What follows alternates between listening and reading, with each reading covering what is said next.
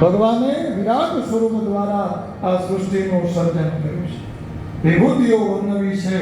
વિદુરજી એમને મૈત્રેય મુનિએ ભગવાનના સ્વરૂપને સમજાવી એમની શંકાનું નિવારણ કર્યું કે ઈશ્વર સ્વતંત્ર છે, જીવ પરતંત્ર છે.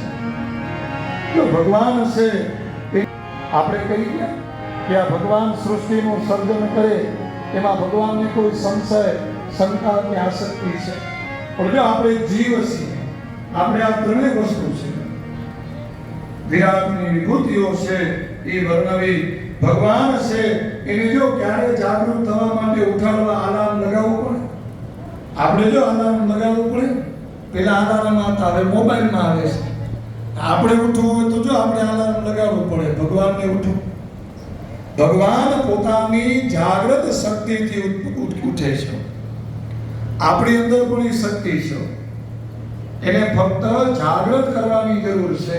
જો આપણે ક્યારેક અખતરો કરવા જેવો છે કે રાત્રે સૂતી વખતે આપણે વિચારીએ કે મને ભગવાન આટલા વાગે ઉઠવું છે, તો આપણો સવારે 9 થી અલગ વાત છે, પણ એક જોત આપણે ઉઠાડી દઈએ, આપણી અંદર પણ એ જ ચૈતન્ય પકડી એને તપસ્યા કરી.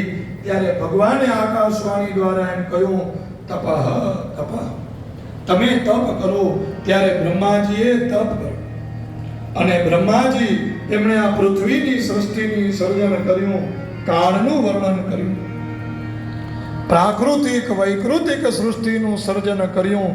બ્રહ્માજી એમણે સૃષ્ટિ આગળ વધતી નથી એટલે ભગવાનની પ્રાર્થના કરી, તો ભગવાને એમ કહ્યું કે તમે સ્ત્રી પુરુષ દ્વારા ઉત્પન્ન થતી મૈથુની સૃષ્ટિથી પ્રજાની ઉત્પત્તિ કરો.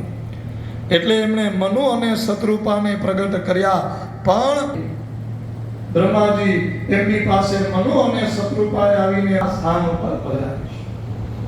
ભગવાને આ પૃથ્વીની રક્ષા કરી. ત્યારે મૈત્રેય મુનિ એમ કહ્યું કે કશ્યપ અને દિતિ એનો પુત્ર હિરણ્યાક્ષ સંધ્યાના સમયે કશ્યપ મુનિ વિષ્ણુ ભગવાનની અગ્નિમાં આહુતિ આપતા હતા. ત્યાં જઈ અને એમને વિશેષ પ્રાપ્તિની માંગણી કરી. વિચાર કરતા હોય ત્યારે ભગવાનનું નામ લેવું જોઈએ.